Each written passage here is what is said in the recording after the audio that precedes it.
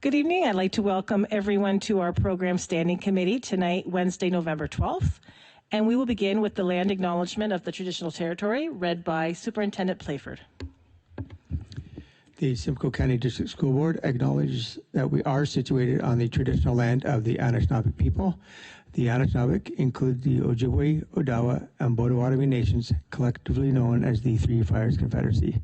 We are dedicated to honoring Indigenous history and culture and committed to moving forward in the spirit of reconciliation and respect with all First Nation, Métis, and Inuit people. Thank you. We will now have the statement of respect, and that will also be read by Superintendent Playford. The Simcoe County District School Board is committed to creating a culture of belonging, engagement, and success for all through deliberate actions and an intentional focus in the area of diversity, equity, and inclusion. The Simcoe County District School Board of Trustees will conduct meetings in an inclusive, respectful manner that upholds the principles of respect for human rights and allows all members, staff, and guests to participate fully regardless of race, religion, ethnicity, age, ability, and gender. Thank you. Trustee Bites has set regrets for this evening. So in the absence of Trustee Bites, I will assume the role of chair for the evening. A vice chair will need to be elected on a pro tem basis for this evening's meeting. I will now call for nominations for the office of vice chair of the Program Standing Committee meeting. Vice Chair Strawn, yes? I'd like to nominate Trustee Rafiq. Okay, thank you. Trustee Rafiq, oh, we need a seconder for that, sorry. Trustee Connors, thank you. Trustee Rafiq, will you accept that? Yes, I will, but I'm going to say sitting here and she's going to say sitting there. Okay. Okay, so we are good and we will now move through the agenda, correct? Perfect. And that takes us to roll call. This evening we have Trustee Foley and Trustee Lloyd participating electronically, and we have regrets from Trustee Bites and Trustee Armstrong. And then that takes us to item number 5, approval of the agenda. Do I have a mover for the agenda? Trustee Rafiq, seconded by Trustee Connors. Are there any questions about the agenda? Okay. And I'll ask the question and approve for the agenda. All in favor? Any opposed? And that is carried. Thank you. That takes us to declaration of conflicts of interest. Are there any declarations this evening? I don't see any. And then that takes us to, we don't have any presentations or delegations, so that takes us to items for decision, which we don't have any this evening. And then the next item would be items for information. So our first staff report will be Pro-I-1A, Early Years Literacy Resources, and that will be Superintendent Webb, please.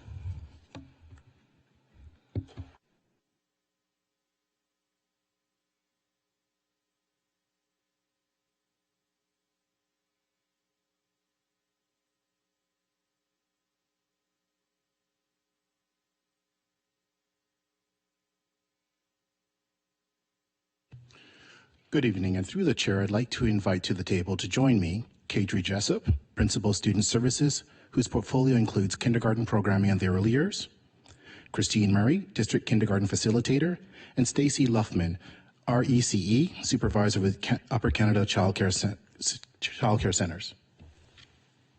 Excellent, thank you.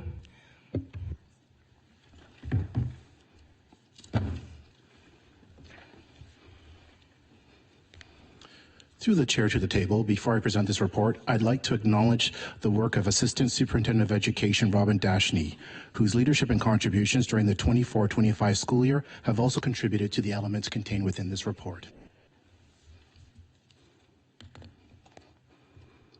I am pleased to share highlights of the work underway in the Simcoe County District School Boards supporting our youngest learners through early years and childcare partnerships. Across the county, our partnerships with the Simcoe County Children's Services Department, licensed child care operators, and the Early On Child and Family Centers continue to strengthen the connection between early learning settings and kindergarten classrooms. This collaboration reflects such documents such as How Does Learning Happen, published in 2014, and the Ministry of Education of Ontario's The Kindergarten Document, published in 2016. which emphasizes belonging, well-being, engagement, and expression as foundations of early success. To further these relationships, kindergarten teachers and designated early childhood educators now have access to the Resource Lending Library through the county's Children's Services website. This initiative encourages collaboration between school and childcare staff, whether through shared materials or joint book studies, to enhance inquiry-based learning and to create a seamless experience for children across the school day. We also continue to promote early on in child care and family centers, which offer free drop-in programs for children up to 6 years old and their caregivers. These centers foster community connection and belonging, providing families with opportunities to play, learn, and receive guidance from qualified early years professions. Within the Simcoe County School Board, we have advanced our Early Literacy Resources Project. In collaboration with Upper Canada Childcare and Simcoe Early Education Development Childcare Centers, literacy kits were co-developed and piloted this past summer. These kits align with the work outlined in Early Learning Framework, Ministry of Ontario publication, and the kindergarten program as well, promoting early literacy skills, smooth transitions into school. Feedback from educators and children has been overwhelmingly positive, informing the expansion of these kits to additional sites across the board that will be forthcoming. The work directly supports the SCDSB's strategic priorities 2022 to 2027, particularly in the areas of diversity, equity and inclusion, community, and excellence in teaching and learning, by ensuring equitable evidence-based supports for our youngest learners. Currently, I'd like to invite Principal Kadri Jessup, Principal of Student Services K-6, specializing in the kindergarten program, to share more about our current partnerships with child care providers and the implementation of our early years literacy resources across Simcoe County District School Board. Thank you.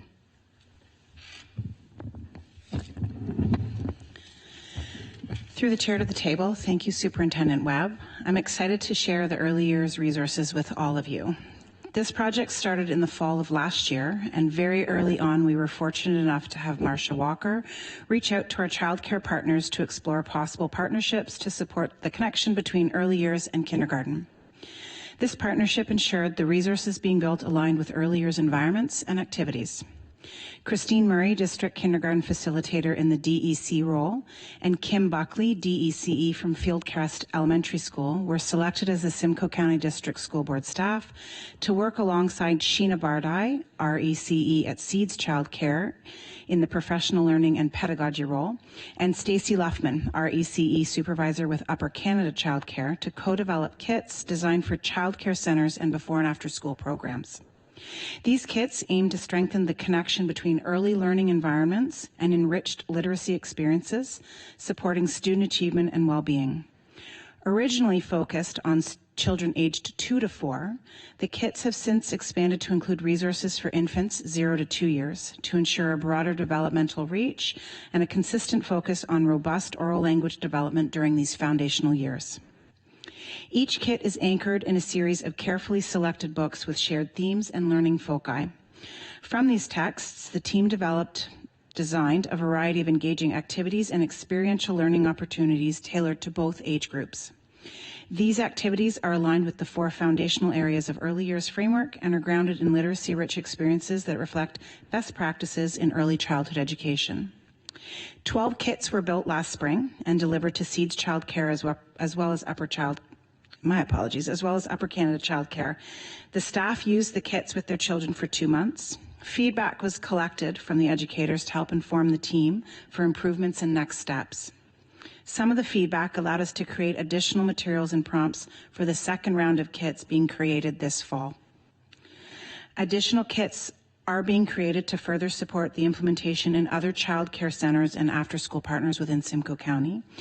And all of these kits will be shared to the Simcoe County District School Board child care partners in January at the Education Centre here, in the hopes of sparking interest amongst additional child care partners who may be interested in implementing the kits in their centres and contributing valuable feedback. That's a lot of talk. I would now like to invite Christine Murray and Stacey Luffman to provide you just a sample of what these kits would look like in a childcare center.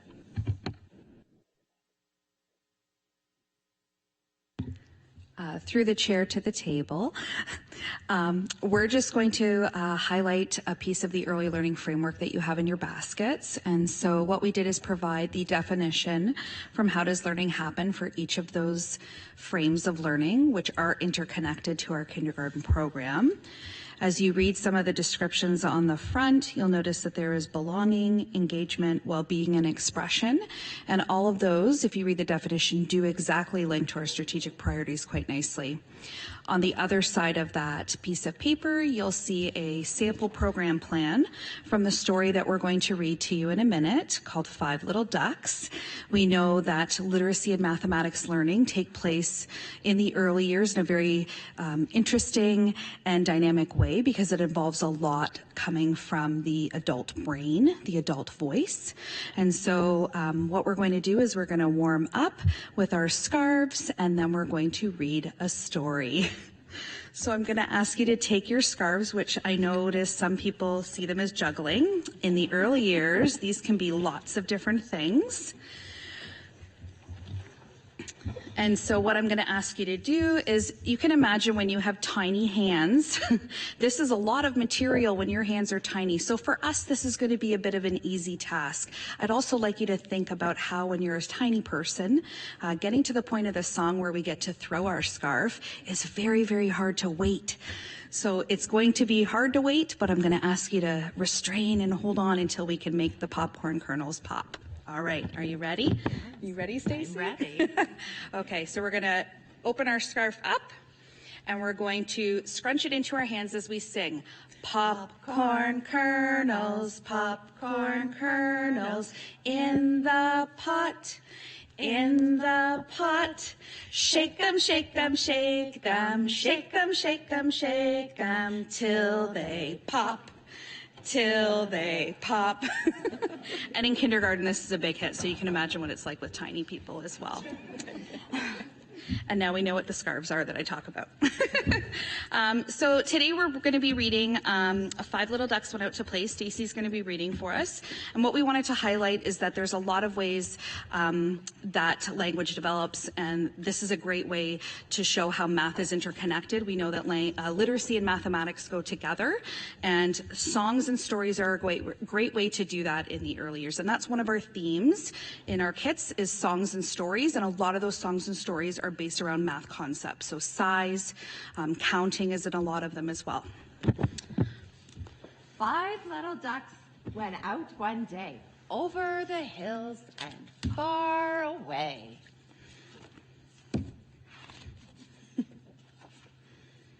Mother duck called, quack, quack, quack, but only 4 little ducks came back. One is missing. I wonder where it went. 4 little ducks went out to play over the hills and far away. Mother duck called, quack, quack, quack, but only 3 little ducks came back. Oh no, 2 are missing, Stacey. Where could they be? I don't know. 3 little ducks went out to play over the hills and far away. Mother duck called, quack, quack, quack, quack, but only 2 little ducks came back.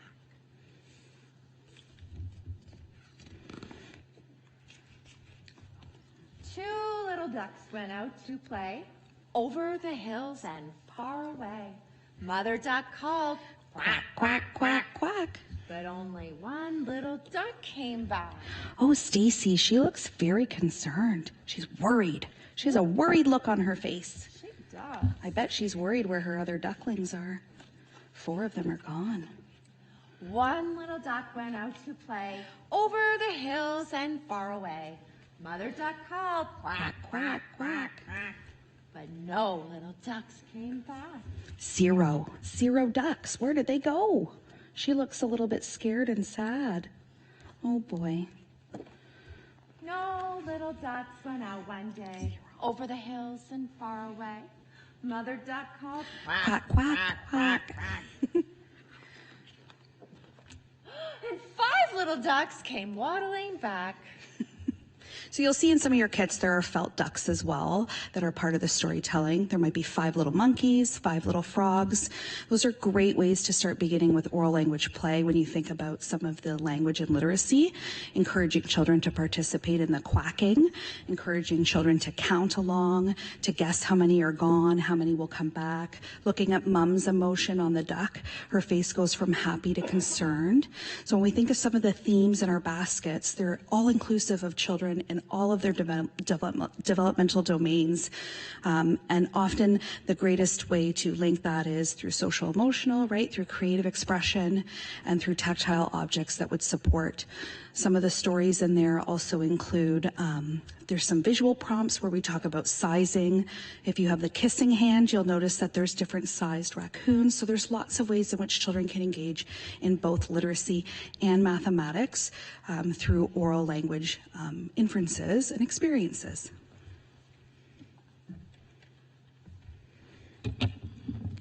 Thank you very much, and that concludes the presentation. We'd like to provide this opportunity through the chair to the table for any questions. Excellent. Well, thank you very much. I love when we're able to be more interactive and take part in these exercises. So thank you. And I felt like I could sing that song. Right? I'll be singing it all night long, I think. So I thank you for that. Are there any questions or comments from our table? Trustee Rafik. Thank you very much, and through the chair, yes, thank you so much for your presentation. You were making me miss my days of little kids, and I remember that book very, very well. I recited it many times, and yes, it was very enjoyable. Thank you. I spent a lot of time at the early on centers now. When I was there, they were early years centers. I spent a lot of time as a mom with young kids I was mostly a stay-at-home mom, and I really didn't have any money, and they were a savior for me. I would travel around to different sites, so I was meeting new parents and getting new programs, and they were really a savior for me. So I really love to see that they're continuing on and growing. The question that I had was, when I was visiting schools at the beginning of the year this year, some feedback that I really heard from a lot of different schools was kindergarten. So kindergarten readiness is a hot topic. So which can include so many different things. But it was really more the what I would call maybe the personal skills that I was hearing about. It was about maybe kids showing up, maybe still not totally toilet trained, maybe not knowing how to open their lunch containers, those types of things, not as much the academic side. So I remember attending the Get Ready for Kindergarten class, and we practiced all those types of things. So I'm just curious, are those types of courses and groups, sorry, I'm trying to think of the wrong word, but groups still available? And then are those things that we're kind of putting into everything, right? Like, would they be in, I know parents who spend time at the centers, they spend time in like maybe just circle time, not just signing up for different things. I'm just wondering if those are discussions and talks that those types of things are they having around just in general with families and parents? Not sure who I'm directing my question to, sorry. So thank you. So through the chair to the table, I'm not entirely sure which of those specific programs currently exist. I do know that there are partnerships between early years and kindergarten and we used to be referred to as the early years team and the early years team. There are connections making sure that we are preparing students as best we can coming into kindergarten, and that is a large purpose of the kits, in addition to the explicit literacy and numeracy instruction. A lot of the prompts that you'll see in those in the resource support those independent skills, the independent critical thinking, those types of skills. So I wouldn't say that there are specific programs currently, but one of the purposes of this and building those bridges is to make sure that we are better preparing or building that bridge between the early years before and after school and coming to kindergarten. There's also been a lot of conversation at the kindergarten team around how schools can be supported. So we do have the first 20 days of kindergarten, which does really promote building kindergarten classrooms for students less focused on the academics and more focused on those independent coping and managing opening the containers, tying and untying the shoes, as well as Welcome to Kindergarten nights. Every school does host the Welcome to Kindergarten nights, and there's been an emphasis for parents on what September might look like and how that lunch might look different in September because they don't have those independent skills, what shoes might look like in September versus maybe later on. So there are those connections for sure. Follow-up, Trustee Rafiq? Yes, thank you very much, and through the chair. Thank you, I appreciate that. I just know, hearing it from the school's perspective, it's a challenge for schools sometimes, right? When they EA support is a very big demand within our board, right? And at the beginning of a kindergarten year, I think we end up with a lot more EA support in the lower grades for things like that, right? I remember, like I said, as a mom trying to think of all the different things that I wasn't thinking about, making sure they could do up their coat and get their shoes on and all those types of things. So I just know that we're the children that we're dealing with right now too are the kids that went through COVID and maybe didn't have as much social opportunities and things like that. So maybe that's part of it as well. So I really appreciate that. Thank you. Any other questions or comments? Okay, I don't see any. So thank you again. That was wonderful.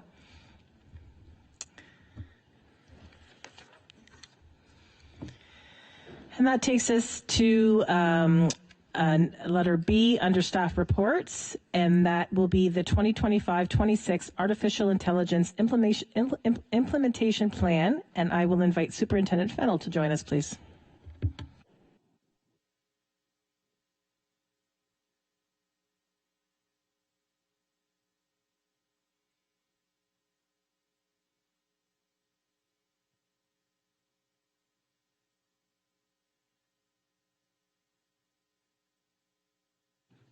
Good evening, and through you, Chair Grummett, to the table. I would like to please invite Marcy Duncan, who is Principal of School Effectiveness and Improving Student Performance in Mathematics, and Tinika Sutherland, who is our Digital Learning and Assessment Facilitator.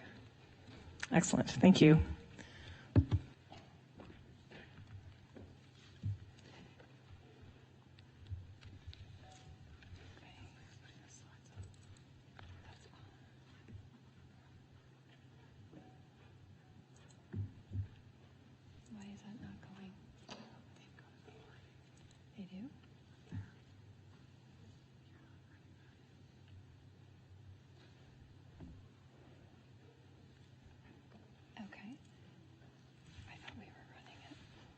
Are they running?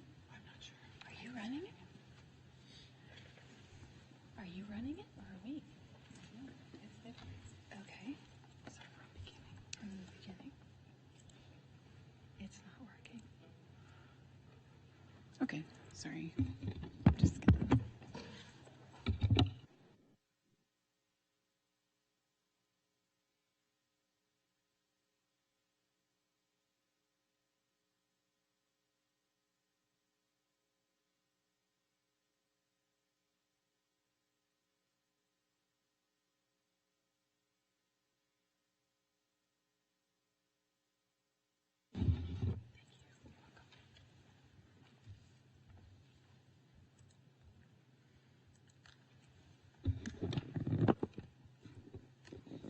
We practiced. We came and we practiced. It didn't look like that earlier.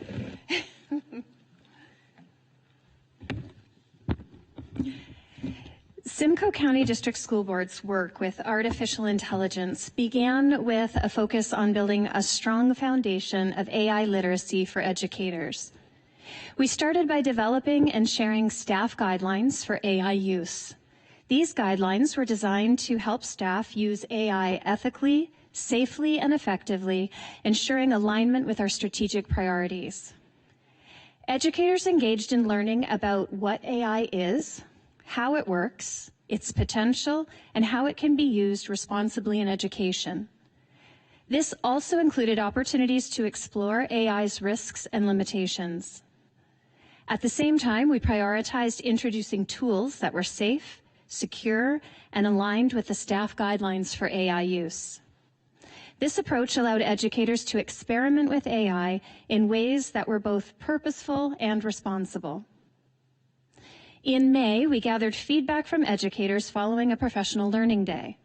What we heard was clear. Educators are looking for more support in 2 areas: how to begin addressing AI use with students, and how to prepare students for a future where AI will be part of their lives. Educators are thinking about how AI can support them to meet the diverse needs of their students, to provide access for multilingual learners, and to create culturally responsive classroom experiences, all while building digital literacy and citizenship skills. This valuable feedback is embedded into our current plan. This visual shows the progression of AI implementation and use within the SCDSB. In the first 2 years, the focus was on laying a strong foundation, introducing AI guidelines and building capacity among staff and school leaders. This year, the emphasis is shifting towards students and families. Efforts are now centered on supporting classroom implementation and providing learning resources to help parents and guardians understand and engage with AI and education. First, we're continuing professional learning for educators, so they're well prepared to support students in developing AI literacy. This means focusing on how students can understand what AI is, its impact, and how to use it responsibly in learning and life. Second, we are strengthening communication with families. Information about AI is now available on the SCDSB website, and we're committed to regular updates to ensure families feel both informed and supported. The team also presented 2 very well-attended AI sessions at the recent Parent Involvement Committee Connections event at Barrie North. This year's work is grounded in the guiding principles for AI use, which have been developed to provide a broader outline of the values and commitments that shape SCDSB's approach to AI across the system. These differ from the AI guidelines for staff use, which provide specific direction that educators must follow in their day-to-day practice. Together, they ensure both clarity for staff and a strong ethical foundation for decision-making as AI continues to evolve. In addition, the Ministry of Education has directed school boards to include AI training on the PA days this year, which confirms that our approach is aligned with provincial priorities. The guiding principles for AI use help staff and students navigate this technology thoughtfully and responsibly, preparing all to successfully interact with AI. These principles outline the values and key skills that will be developed and the SCDSB's commitment for using AI with integrity and intention. This ensures AI will add to learning, not replace it, that it is used responsibly and it is used with conscious consideration for its environmental impact. For example, by adopting these principles, we aim to achieve 3 key objectives: ensure ethical use, promote effective use, and build AI literacy. This framework is designed to be flexible and adaptable across grade levels. It's important to view the guiding principles as part of a progressive learning journey, one that grows with the students as they develop their understanding of AI. For example, the principle of active use of AI will look very different depending on the age and stage of the learner. A primary student might use a tool like Google Auto Draw to explore how AI suggests images based on their sketches. This introduces the concept of prediction in a simple, engaging, and visual way. A secondary student, on the other hand, might critically evaluate how a large language model generates responses, asking questions about accuracy, bias, and the influence of training data. In both cases, students are engaging with the same principle, but at developmentally appropriate levels. The goal is to scaffold understanding over time and help all learners build towards thoughtful, ethical, and informed use of AI. As part of our commitment to partnerships and communication with families, our team has created a web page on the SCDSB site dedicated to AI in education. This resource is designed to support families to build their understanding of what AI is, why being informed matters, and how AI can support student learning. On the site, families will find clear explanations of AI and generative AI with everyday examples, why AI matters and how it supports learning, our guiding principles for safe and ethical AI use, answers to common questions about academic integrity, educator roles, and tool selection, and additional resources for ongoing learning. This ensures families have access to accurate, easy to understand information and can feel confident about how AI is being integrated into classrooms.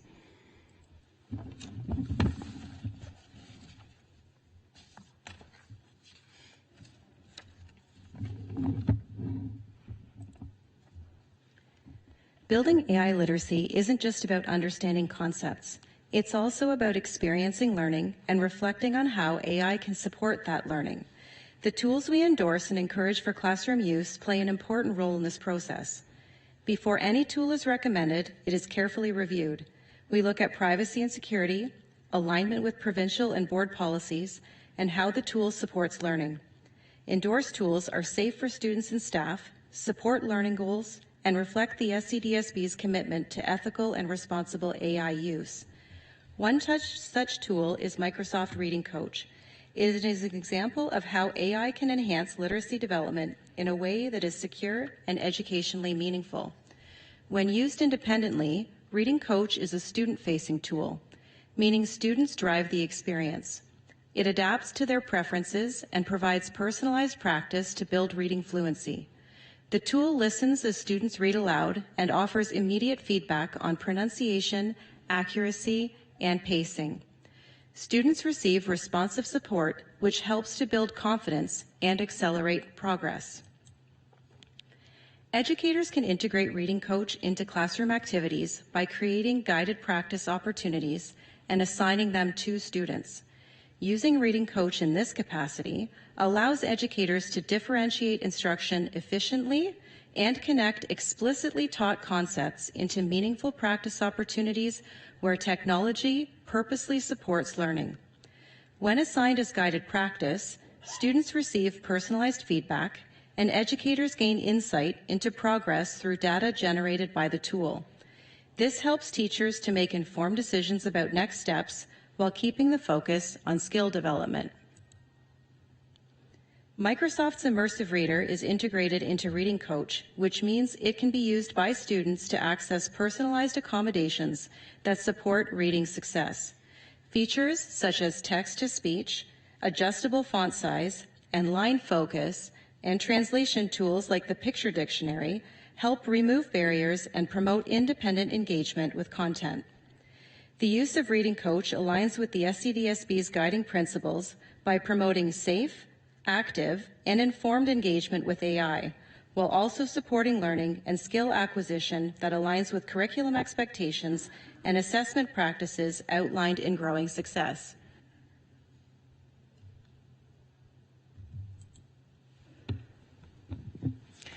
Looking ahead, the SCDSB is focused on building both student AI literacy and educator capacity to engage students in meaningful learning about and with AI. This work includes facilitating professional learning that supports educators to integrate AI into teaching and learning in ways that align with curriculum expectations and assessment practices outlined in Growing Success. Developing classroom-ready resources that make it easier for teachers to connect AI tools to explicit learning goals and model purposeful use for students. Collaborating across departments as new research and guidance emerges, ensuring our approach remains current, ethical, and aligned with the SCDSB strategic priorities. And lastly, continuing to model approved AI tools and practices so educators can see that AI literacy is not a standalone concept, but rather one that should be integrated into classroom learning experiences. This approach builds educators' confidence by showing clear connections between AI, curriculum goals, and meaningful student learning. And with that, we're happy to take any questions. Okay, thank you very much. And do we have any questions from the table? Okay, Trustee Talbot, please. Thank you for your report. I'm sorry, Chair Grumman, to Superintendent Fennelly. Thank you for your report. It just amazes me. I'm baffled. I'm completely baffled by the evolution or revolution of AI. I think I just heard today that Bank of Nova Scotia sold all of their NVIDIA and they're putting it into AI. I know Thomson Reuters is spending so much. I mean, it's just a revolution, isn't it?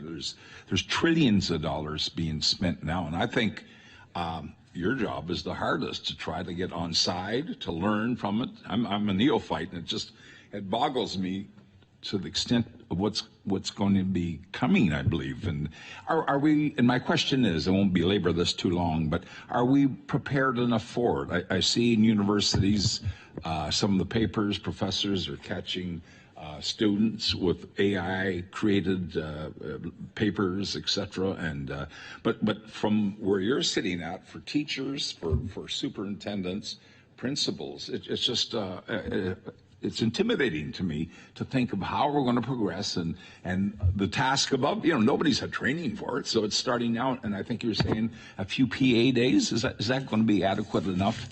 And is there a real concern that we're going to get behind, especially with students getting better than students, or getting better and more efficient at developing papers and utilization of AI than the teachers, principals, and ourselves? So it's a question and concern I have. Thank you. All right. Superintendent Fennell? Thank you. Through you, Chair Grummett, to Trustee Talbot. I think I'd like to start with, I'm not concerned that we're behind. In fact, Simcoe County District School Board has been working with AI guidelines for quite some time now. So this has been a progressive learning journey over the last couple of years. We have been involved in learning, in conferences, in collaborating with ministry and other board partners across the province.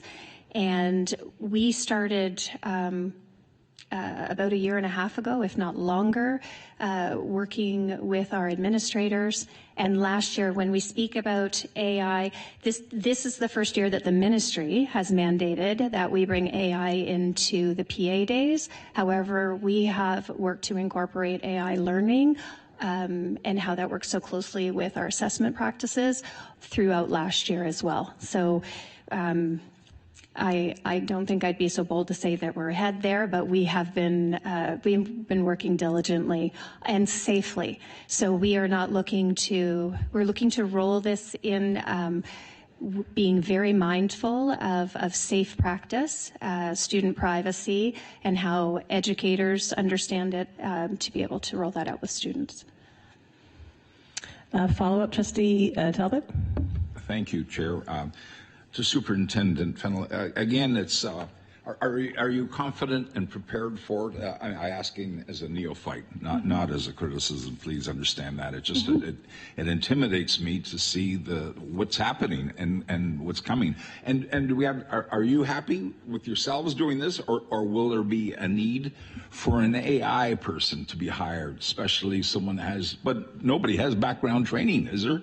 I mean, has anybody gone to school for AI learning yet? Will this board have to hire somebody soon to be ahead of AI and on top of it? Or is that going to be your job and the superintendent's? I don't know where it's going, so I'm interested in that. Thank you. Okay. Superintendent Fennell, please. Thank you. Through you, Chair Grummett, to Trustee Talbot. We have been preparing, so we do have a team working here with the board. So we have a collaborative team as well with IT and our educational technology support teachers in elementary and secondary, of which Tinica is one. And we have been doing learning, and learning not just here, but learning through conferences, again, working through ministry sessions. In fact, last year, and I just want to make sure that I get the right words here.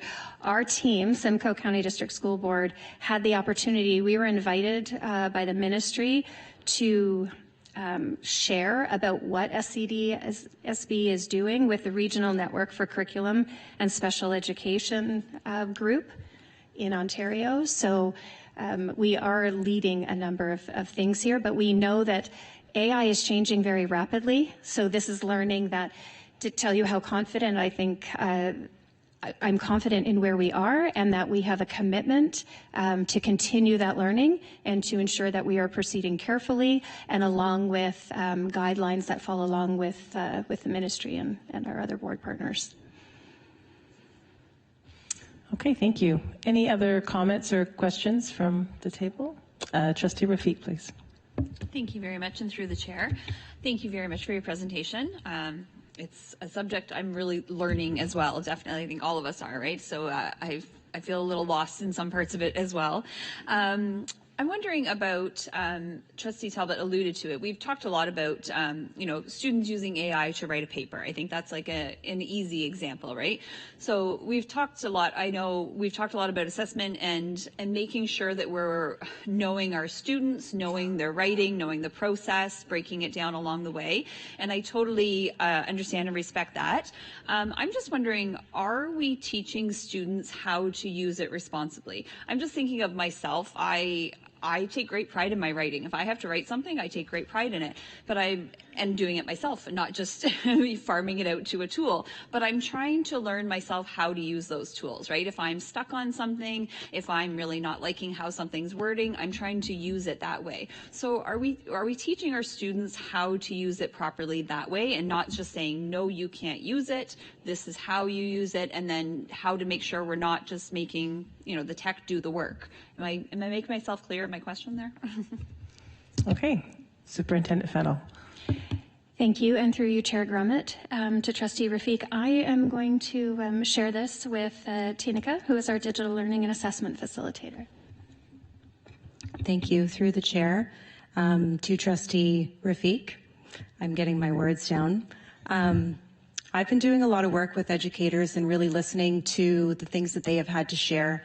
And the crux of our work this year is really focused on how we can begin to have those conversations with students openly and transparently so that we can help them learn how to use it as a tool instead of as a direct replacement for learning, which I feel is what you are expressing through your question.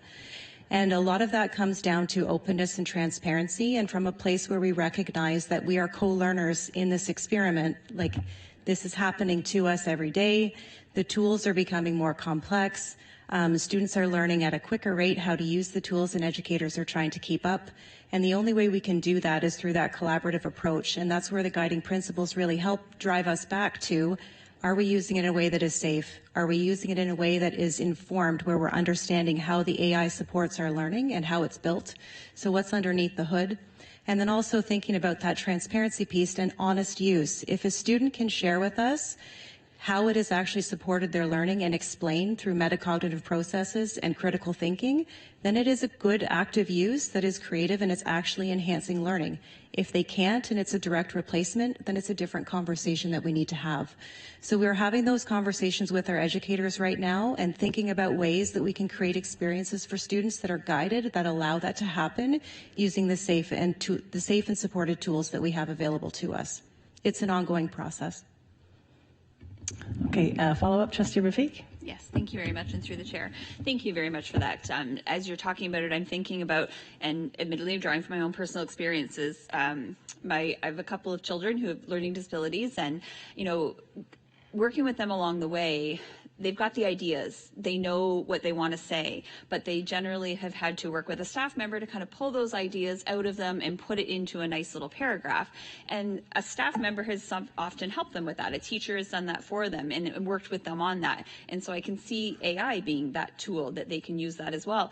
And that's a great source of independence, because they no longer have that teacher once they leave the school. They no longer have that EA or whoever might have been helping them. So to be able to have that AI and know how to use it properly and help them in their adult life, I can see that being a great tool, but it's how to do it properly and how to do it ethically, like we're talking about. So I appreciate that. It is a journey for sure. I do have another question, if that's all right, Chair. Thank you. Sorry. Oh yes, my one question was the reading coach that you showed there. That looks very cool, but I also, my brain right away went to that I can imagine a parent, you know, if the child goes home and talks about this and tells their parent about it, I can see some parents getting upset saying, oh, you're putting my child in front of a computer to do one-on-one reading instead of an adult. So what would you say to that parent? How would you ease their fears? How would you make them feel better about that we're not replacing the humans that are teaching their children how to read? Superintendent Fennell. Oh, okay. Thank you, and through you, Chair, to Trustee Rafiq. With Reading Coach, it would never be a direct replacement for explicit instruction in a classroom. Where you might see it integrated into classroom practice is potentially as a small group station, where students could use that instead of potentially doing reading independently while the teacher is working in a small group setting. So it's support learning as opposed to replace the explicit instruction from the teacher. Okay. Any other questions or comments? Anything from our online? Nope. Oh, yeah, Trustee Foley. Thank you, Chair. And through you to Superintendent Fennell. I mean, one of the concerns I have is that, you know, our teachers should be also guiding our students as to what they should be getting into and not getting into. You know, while you were talking, I just thought, well, I wonder how many jobs can be replaced by AI. And we have a lot of students that could end up just being baristas forever because the area of education they're going into is going to be gone. By 2030, we're looking at 10% of administrative, clerical, transportation jobs will disappear. And then by 2040, significantly more as AI becomes more sentient and capable. And I think we really need to start telling students and talking to them through guidance or whomever and say, well, you know, what are your career goals? What are you thinking of doing? And working with them to analyze what the potentiality of AI is with respect to their jobs. One area which already has been significantly impacted are legal assistants, the people that generally do research. I mean, law offices have gotten rid of, you know, many desks in the last year and will continue to do so. So we need to start prepping students to say, you need to be going into an area of work that's meaningful, but will also be there in 10, 15, or 20 years, you know, and prep them as much as possible. You know, we need to prepare them for the eventuality of elimination of work. So people need to start thinking of a backup plan almost, because things are changing dramatically. And I worry about it when I hear about kids saying, you know, I want to do this or do that. And then I think, well, wow, will that job be there in 10 years or 5 years? Because jobs are being eliminated as we speak. So we really need to be a lot more on top of guidance with respect to long-term educational goals for our students. And I hope that we're going to be doing that, because I don't want to see students spending a 4 years of their life in post-secondary only to realize that the biggest thing we'll be asking is, would you like a large fry with that, sir? So I think it's really important that we look at that. Thank you.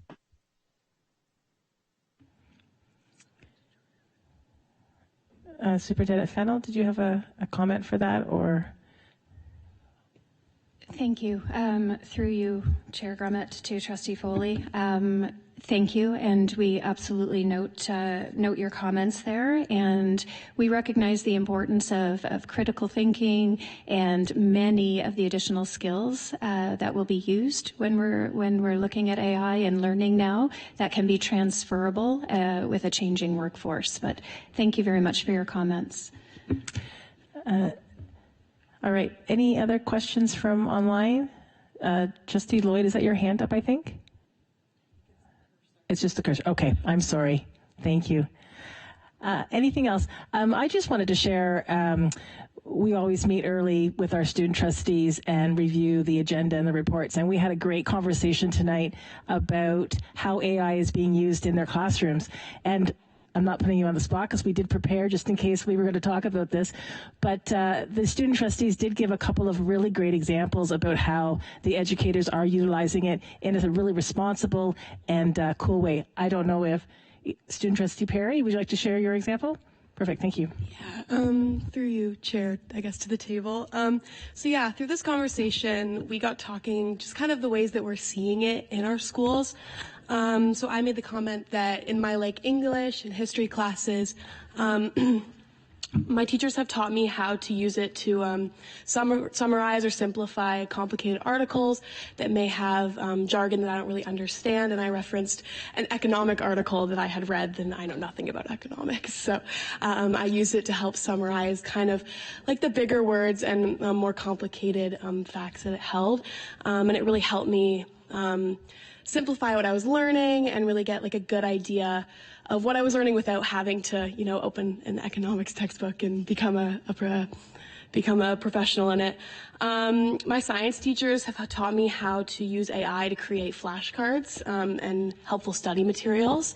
And then also in math, I've learned how to use AI to create equations for extra practice. And my teachers have showed me how to put it into these AI generators to make questions that are very similar, if not exactly similar, to the things we're learning in class. So I can definitely see some of this team's work when I'm in the classroom, and I'm really hopeful that it continues because it's definitely a prevalent issue right now. Thank you.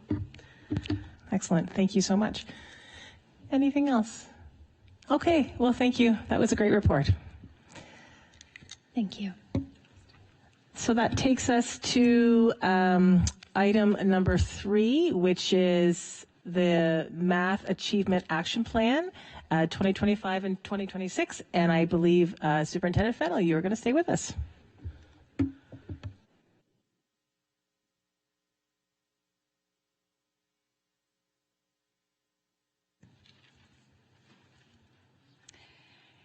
And through the chair to the table, I would like to ask that Principal Duncan remain with me for this report.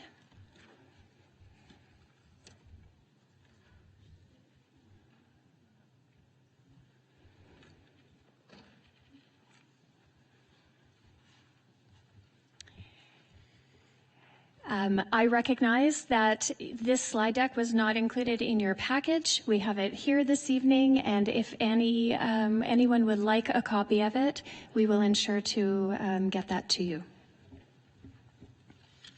And I'll let you do, Marcy.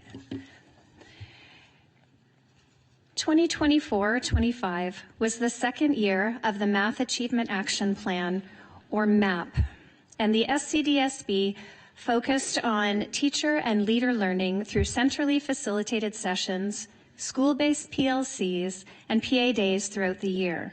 A focus of the work last year was on content learning, such as number operations and algebra, the use of instruction and assessment strategies to engage and provide access to all students, family engagement in math, and school-based math facilitators who work directly with students in priority classrooms across the county. Outcome data consistently demonstrates that we've met our goals with school leaders and teachers at high levels, with 9 out of 10 reporting an increased knowledge in math content and instructional strategies following their professional learning. We've seen growth in student achievement where we focused our efforts most. Grade 6 students demonstrated a 3.5% improvement on the block check-in. That equates to approximately 225 more grade 6 students reaching provincial standard over the previous year.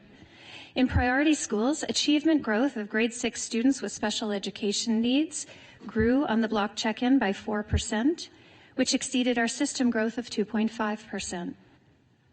The Math Achievement Action Plan, or MAP placement that is in front of you, that you were just handed, highlights the 3 ministry priority actions and the data-informed strategies and actions connected to each that the SCDSB will implement to achieve the outcomes that are included in the pink highlighted box.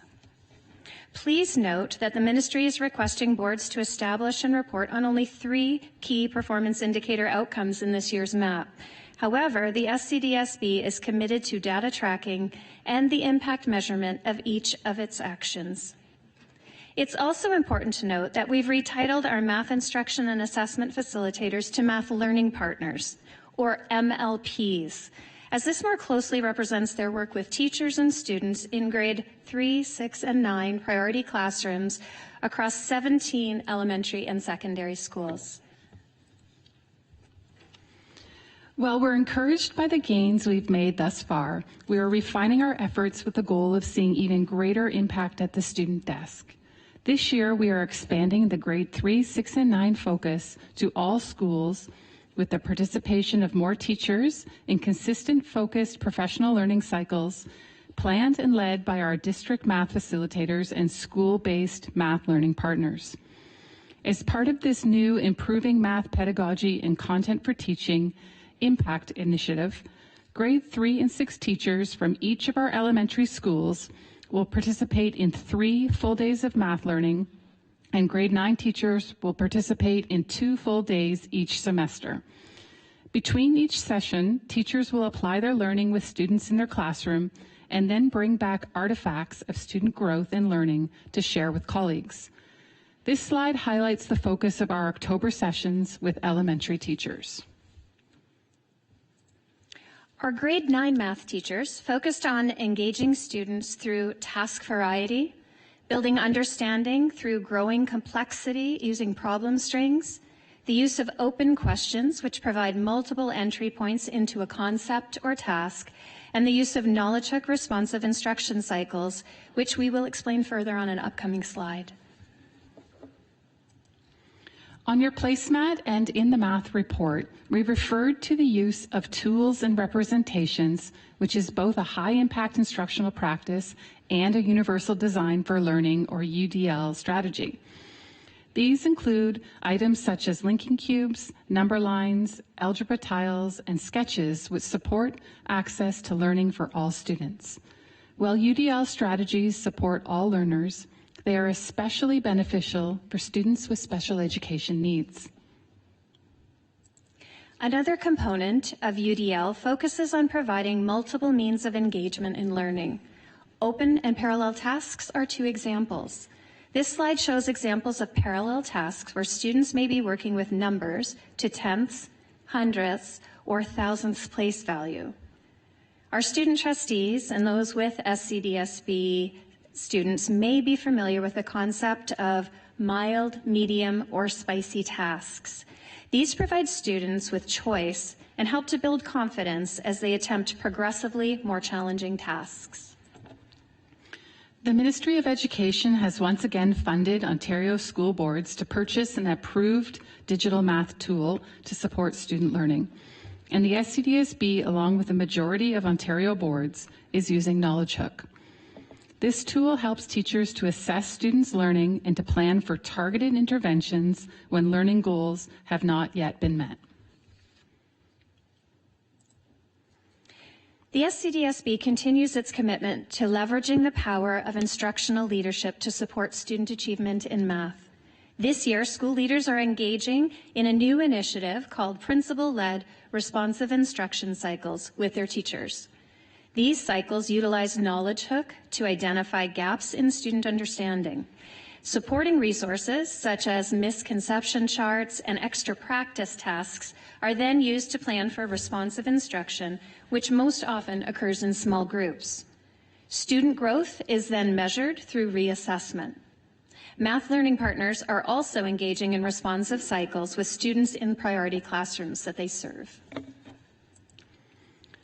School leaders are also supported in leading learning in their monthly staff meetings through short 10-minute math bites, which are created by the SCDSB math team and which align with the course of study and our MAP priorities. Additionally, the SCDSB remains committed to supporting parent engagement in mathematics. The math team facilitated 2 sessions for parents at the October Parent Involvement Committee Connections event and will be presenting to PIC in November, where we plan to request funding to purchase math kits. These math kits would be distributed to families attending family math nights in the West, Orillia, and Midland areas this school year. The Math at Home page on the SCDSB public website provides resources and support for parents and caregivers to help engage with and talk about math at home. Activities for each grade band from birth to grade 10 are added monthly. At the PIC event, we heard from several parents about their positive experiences using the resources with their children, and they were also offering some great ideas for next steps that we've been working on. And with that, we would be happy to take any questions. All right, thank you very much. Do we have any questions or comments from our table? Oh, Trustee Lloyd, please.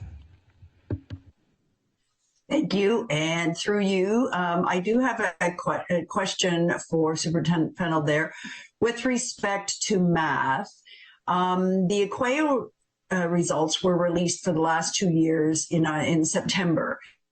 And I'm just inquiring as to whether the Equeo scores have been released by the ministry for this year yet to see, which would help us gauge the effectiveness of our math strategy. So if you could answer that, it would be helpful. Thank you.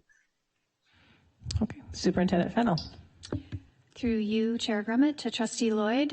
Thank you very much for the question.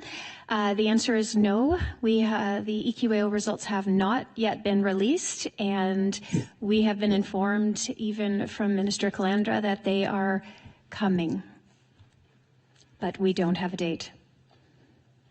Follow-up, Trustee Lloyd?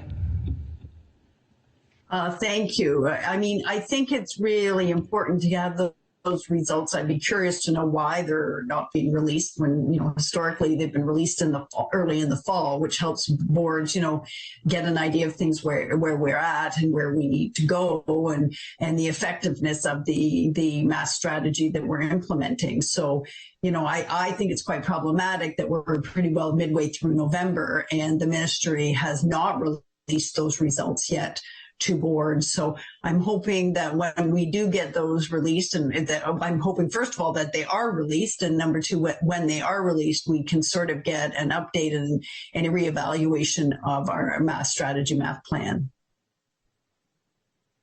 Okay, thank you. Any other questions? Trustee Strawn. Thank you, Chair Grummett. I have a couple of questions through you to Superintendent Fennell. My first, hopefully this is more of a quick one, but the Math at Home take-home kits, obviously they have a cost, and then there was a discussion. I guess my question is, how much do they cost and how many do we need? Okay, Superintendent Fennell. Through you, Chair Grummett, to Trustee Strawn.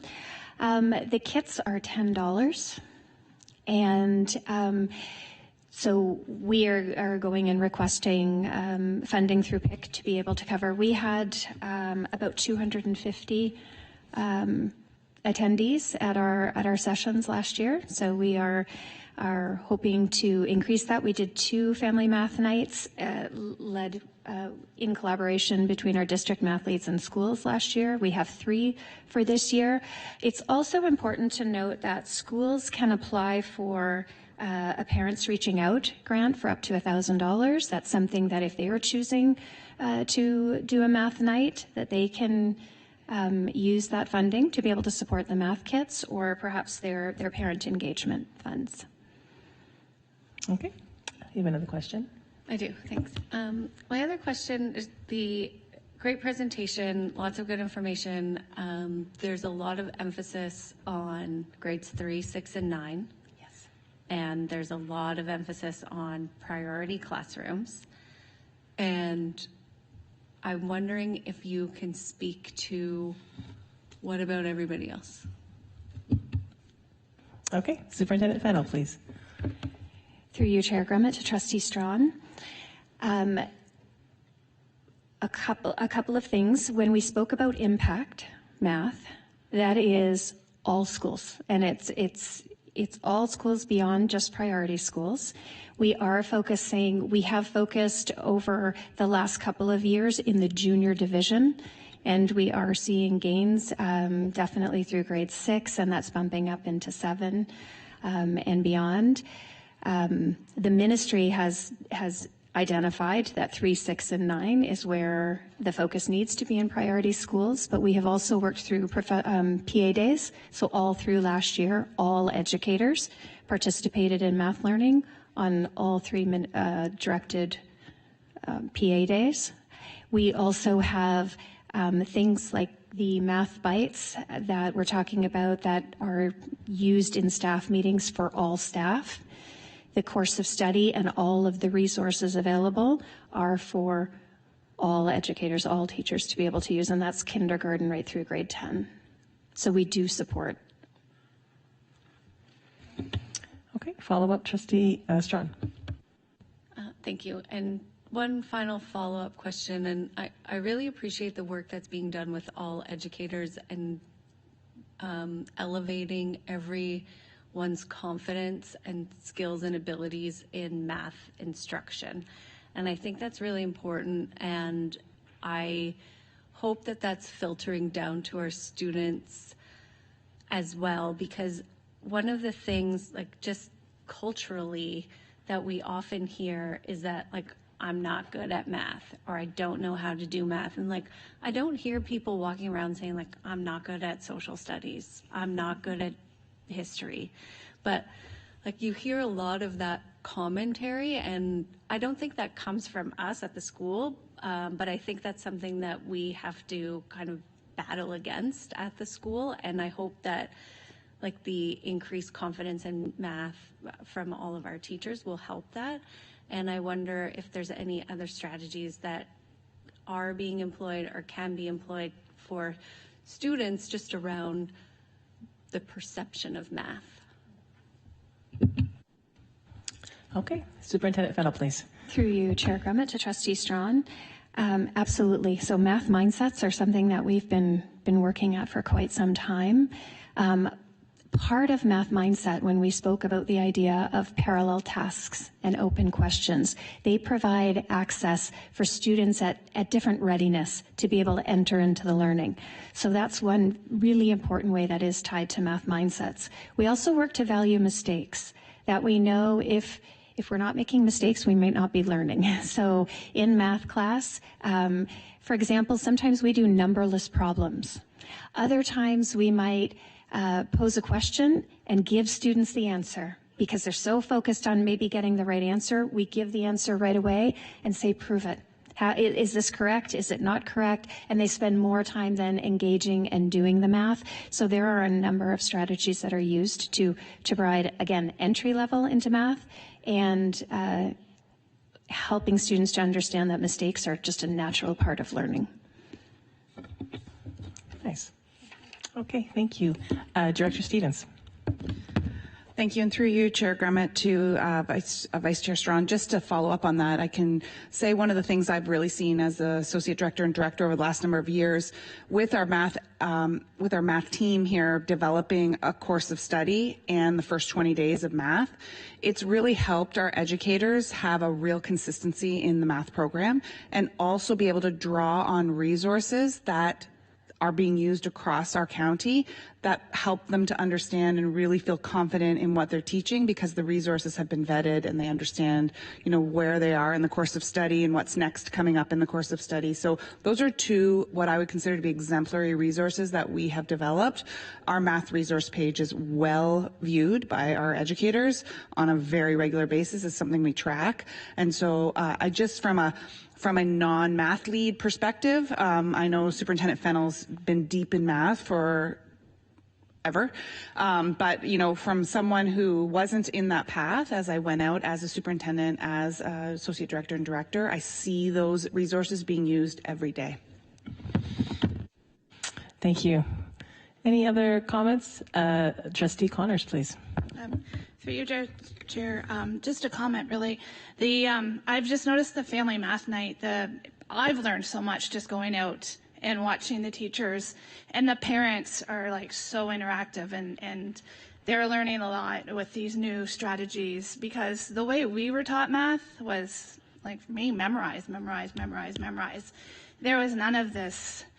Like I would say I'm not good at math because of the way we were taught math, and I just see great strides in what's going on, and it was just exciting to see the parents and the kids just trudge through the gym and deal and talk to all the different teachers that were there from various schools on these math nights, and I think they're great. And if you have an opportunity to get to one as a parent, as a child, or as a trustee, if there's one in your area, they're phenomenal, and it's a great asset that we have. Thank you so much for sharing that. Trustee Rafiq. Thank you very much, and through the chair. Trustee Connors just got me thinking of something, so I hope I word this right because it's kind of on the fly. But I was just thinking about that, the difference between the memorizing and the understanding, right? So some of the things that I heard in parent-teacher interviews over the years was, as we were going through elementary school, that's what I was really hearing a lot of, right? Making sure that a student really understands what 5 times 5 is 25, visualizing, understanding what that means. But then when they get to high school, when they get to secondary school, if we still have some students who don't necessarily know their multiplication tables and things like that, it makes things a lot more difficult for them. And I would have secondary school teachers saying to me, I just wish they would memorize them at this point, right? So that's a difficult balance, right? Because yes, you get to a certain point where maybe they're just not going to be able to visualize and understand that part, but you need to know certain things. So how are you working with that balance? Is that something that must be a discussion or something you're thinking about? Okay, Superintendent Fennell. Through you, Chair Grummett, to Trustee Rafiq. We also value automaticity, and we work towards automaticity. But the goal is not to just memorize, but to really understand a math fact. What does it mean? We work with mental math, so how might students be flexible with their numbers to be able to make a computation? And we then want to work towards that automaticity or that math fluency. So it is something that's still valued. It's part of the curriculum. But when we just memorize something, then students can lose those facts at times. And they may not have the strategies for being able to apply that to something more complex and challenging.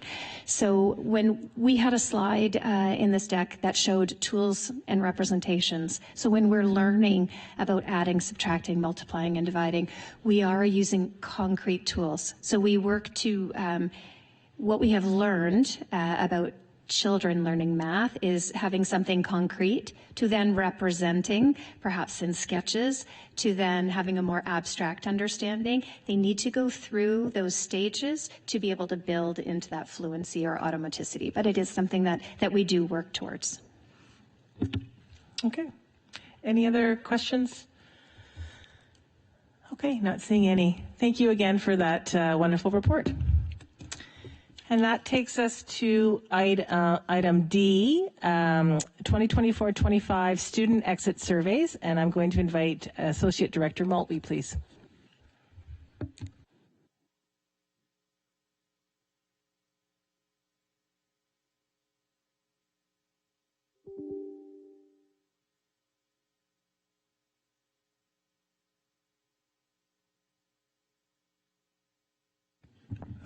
With the chair's permission, I'd like to invite Research Manager Newton to the table to assist with the presentation. Thank you. Yes, please join us.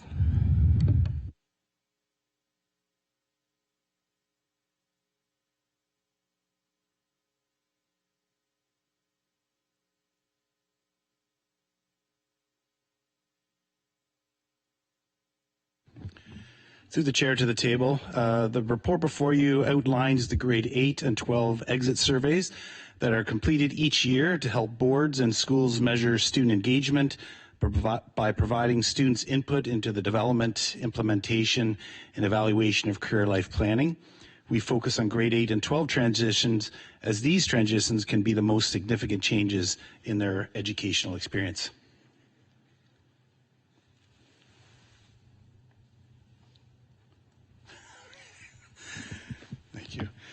The key findings within the elementary panel include increases in areas such as responsibility, asking for help, and believing that effort matters. These are important areas as students develop advocacy skills and seek feedback from educators, which are both high predictors of student success and achievement.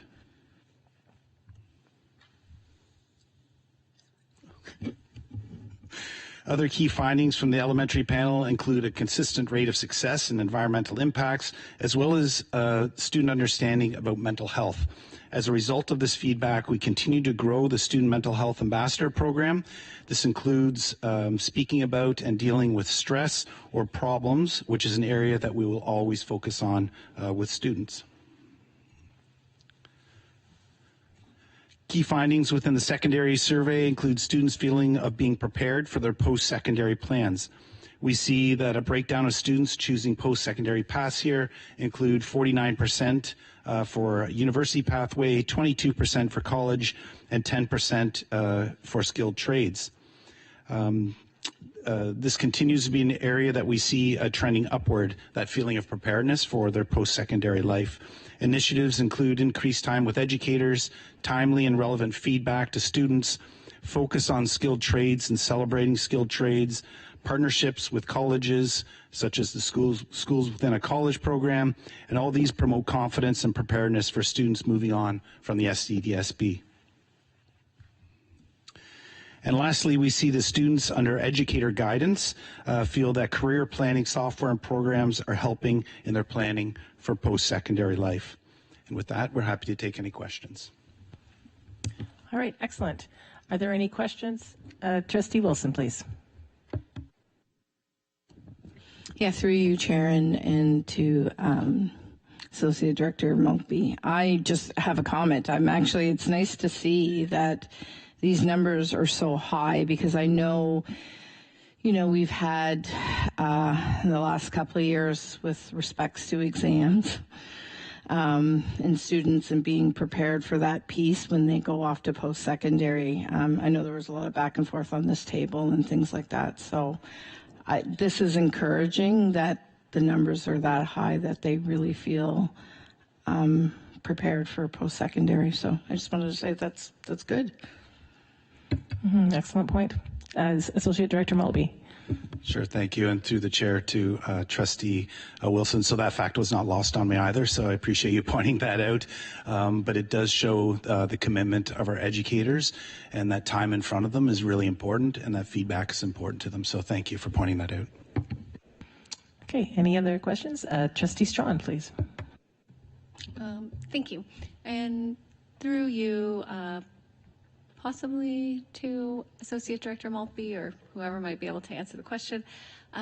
There's a stream that students can choose to go into skilled trades before, like leaving high school before grade 12, that was introduced.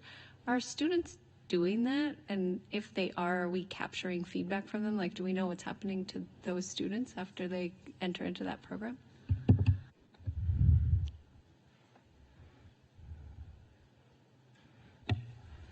So through the chair, we only can report on data with specific skilled trades or apprenticeship through the board if it's OEAP. So if there was a student involved, they were an OEAP student, and that was a successful placement, then they graduated and they continued to work at with that same employer, we would have data on that graduate. But in Ontario, it's not just our board, actually, all boards are looking for that data about when students graduate. If they don't go into college or university, we know that there's a lot of students that are going into skilled trades or apprenticeships. So it's something that they're looking at new data sources actually in the province. Follow-up? No? Okay, perfect. Thank you.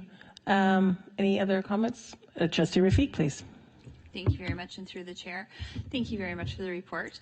I couldn't help but notice the vast difference between the grade 8s and the grade 12s, the amount that filled out the survey. Grade 12, just not as many, they're on their way out, they're done with us maybe, I can understand.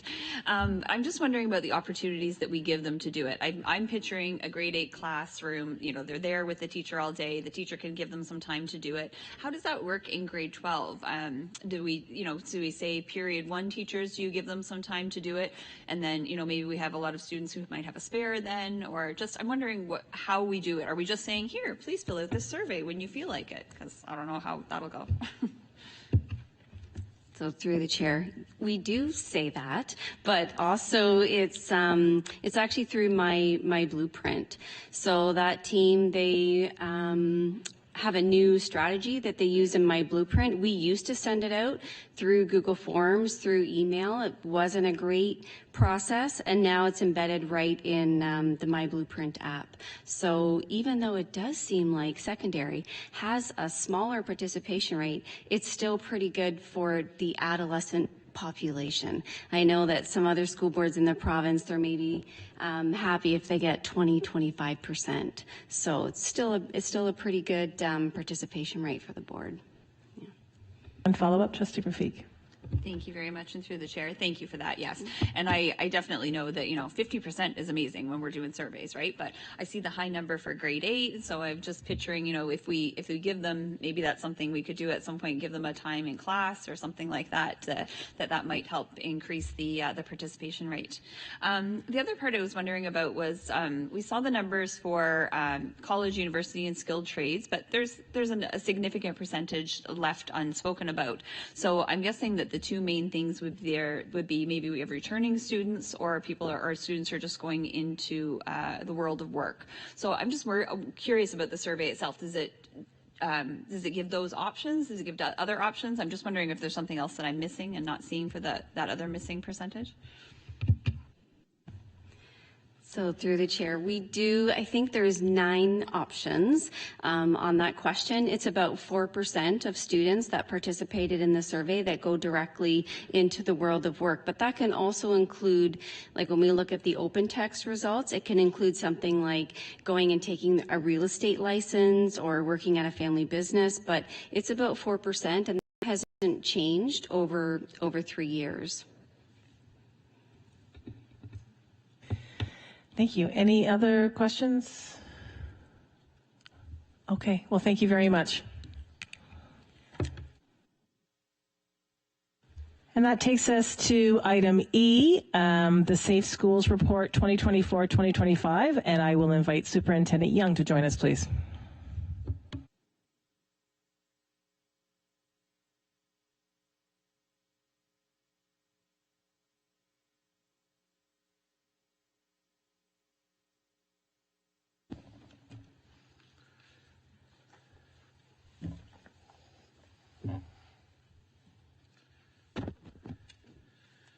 Good evening to the table.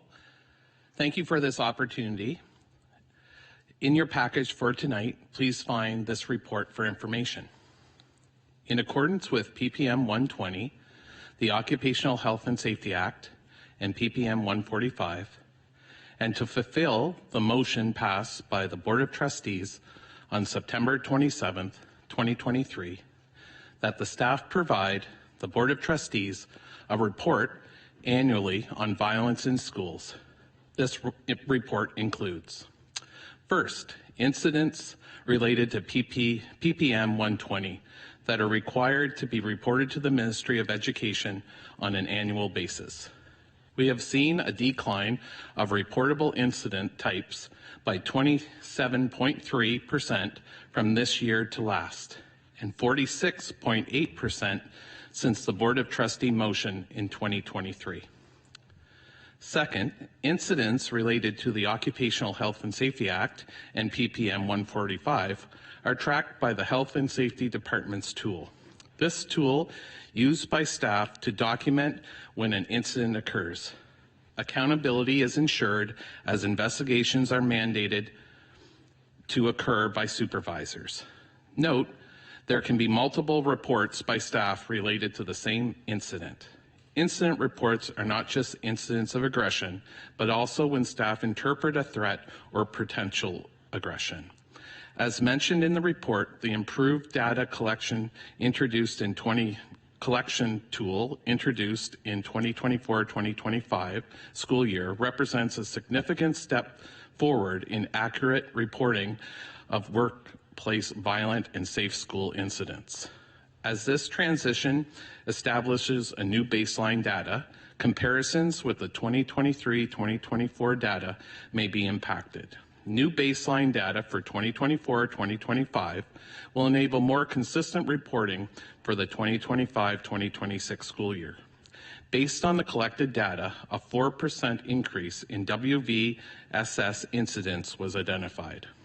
This data provides valuable insight that will help guide strategies to reduce WV and SS incidents in the 2025-2026 school year through the Joint Health and Safety Committee.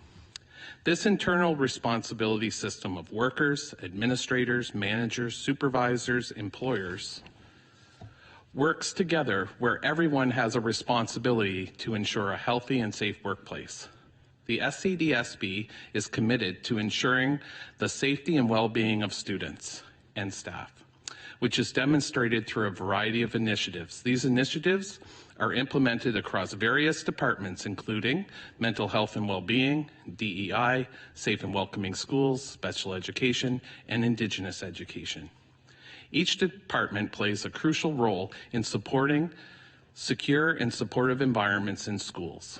The SCDSB initiatives are aligned with the Education Act, PPM 120, the Occupational Health and Safety Act, and PPM 145, and are aimed in reducing PPM 120 related violent incidents. By addressing mental health needs, promoting inclusivity, ensuring safety, and supporting diverse education requirements, the SCDSB strives to foster school environments that are safe and welcoming for all staff and community members. The SCDSB will continue to provide support to our students and staff related to safety and violence in schools. The SCDSB offers a range of support through our departments to make a positive impact for SCDSB school communities, which will benefit students now and in the future. The SCDSB will continue to endeavor to communicate board data, successes, and next steps. I am open for questions from the table. Thank you very much, Superintendent Young. And do we have any questions from the table? Trustee Talbot, please. Chair, to Superintendent Young. It was 2 years ago, I guess it was 23 Christmas time, almost 2 years ago, that you made your report, and I was accused of being a little bit rough and aggressive in my comments. I was disappointed, but I believe it was a result of the terms of reference of what you had to deal with, not whatsoever of your capability, professionalism, nor report. In fact, at that time, it was right around Christmas time, so someone called me out and said that you're a little bit of aggressive, so it was Christmas time, and I phoned Superintendent Young and apologized, and he accepted my apologies. Very classy, professional individual, and I thank you for that, sir. But still, here we are 2 years later, and I have the same concerns, and I still believe we're not giving you good enough frame of reference. And what it is that I need to see is that I need to know when they happen, the severity of some of these actions. If a gun comes into a school, I expect I should know in Simcoe County as a member of a governance. It's not a misdemeanor. It's not a minor. It could be either done. And I know people are going to come up and say, well, that's a personal or privacy issue. But then again, I'm going to say, well, just email me privately, all board members, if we come to that. I'm not sure what's going to evolve to, but I'd really like to know. Or in a camera session, all in camera sessions, that's private. If we have difficulty with that, I suggest that we get a litigator and make a judgment on it, because this is the basis of me doing this job, is safety. I think is one of the paramount things. Paramount things is safety.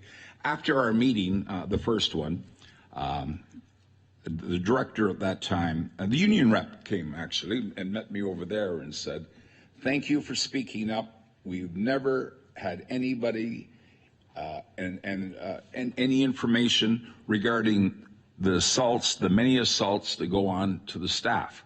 So I really don't know. Again, I don't know who's been assaulted. Who's been assaulted since September? Again, every assault, I think we're dealing with 97, I see here. But what I expect, I'm trying to shorten this, but what do I expect in having the equipment to do my job is that I would expect that anybody that comes in with a gun, I'd like to know about it as a trustee. I think that's a very, very serious issue. Or a knife. I think these are the criteria you're looking at: knives or bodily harm, significant bodily harm. I believe that's also part of the criteria, and sexual assaults. So is it possible if the board is interested in, I need to know this. If I don't know these things that have happened in our board, in my area, if someone gets shot in Tay schools tomorrow, will I be informed? I should be informed right away, I would think, by email, private email or something. It's an awful thing to try to prognose, but would I be informed? Anyways, it seems like we've been accused of the former director of suppressing this report. Have you had any suppression in your outlines of your duties in doing the initial report, or any report from the previous director, first of all, Superintendent Young?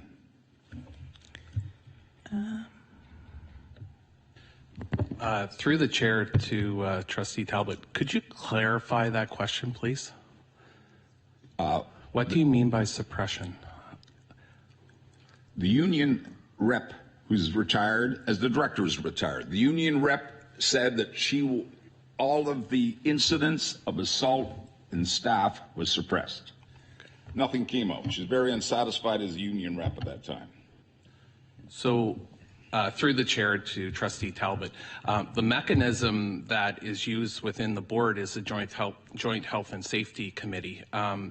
We can, my colleague Superintendent Van Nisken can speak to that as well, but that data is brought to the joint health and safety committee, where there are, as I mentioned, there are workers, reps of the unions, there are managers, supervisors, principals, and senior administration. Follow-up? Yes, sorry. Chair, yes.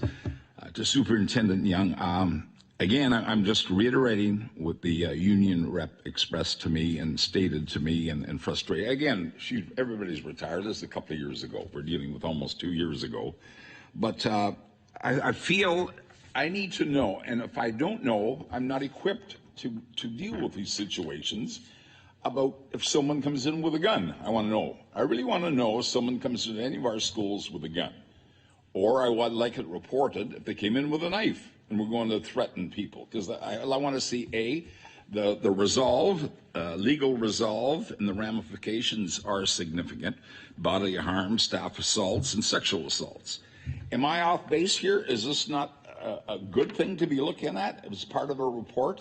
I'm interested in your opinion on that.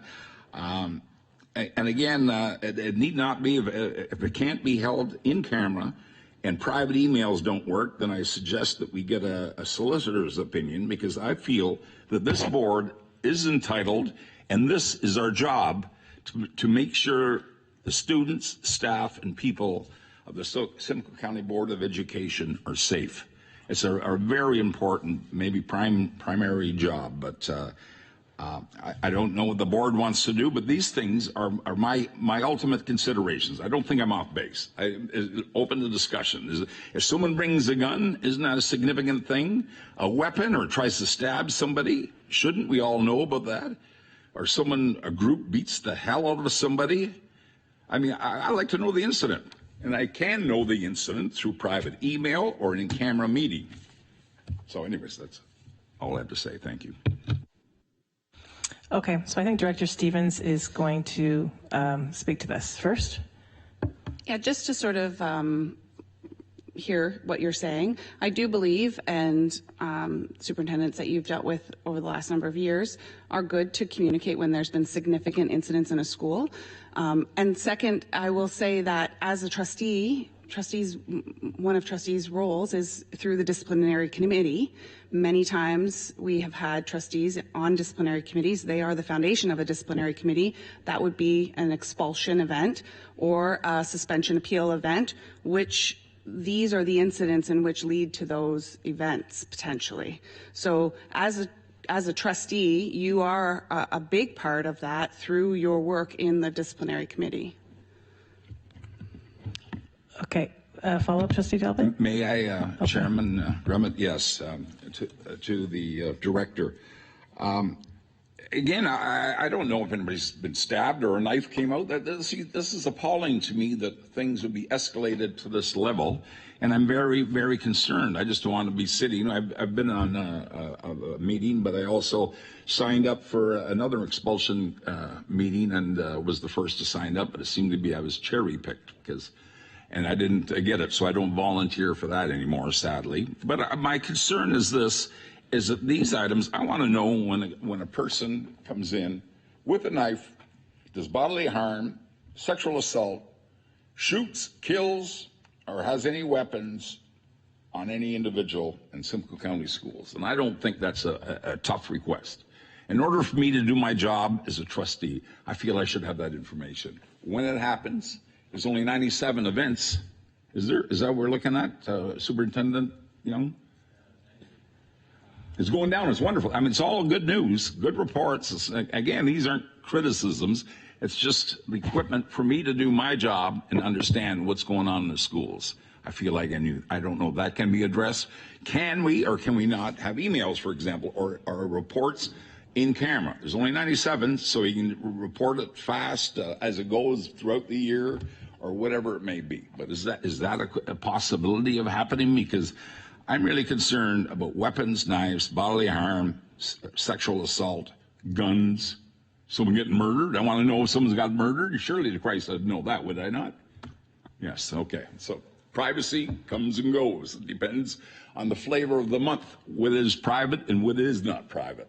But in order to circumvent the privacy, then I suggest private emails to the board members and or in camera meetings. Anyways, that's all I have to say about that. And again, it's not a criticism of these reports. Please understand, Superintendent, I think you do wonderful work, absolutely wonderful. So I think it's in terms of reference from us. Thank you. Thank you, Trustee Talbot. Any other comments or questions? Trustee Wilson, please. Hi, through you, Chair. So I'm listening to Trustee Talbot there, and I can hear his frustration.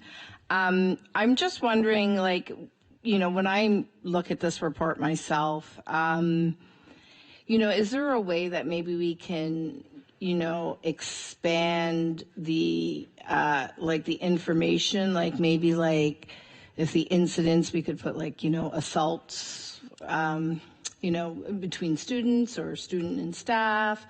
Is there a way that we can just maybe make this report a little more, just give a bit of a bigger picture of what is happening? I mean, there could be a box with, incidents where maybe a weapon is used, right? So we're not necessarily saying, who or whatever, but just so that we have an understanding, because, an incident really doesn't tell us much when it comes to, understanding what's happening in our schools and safety.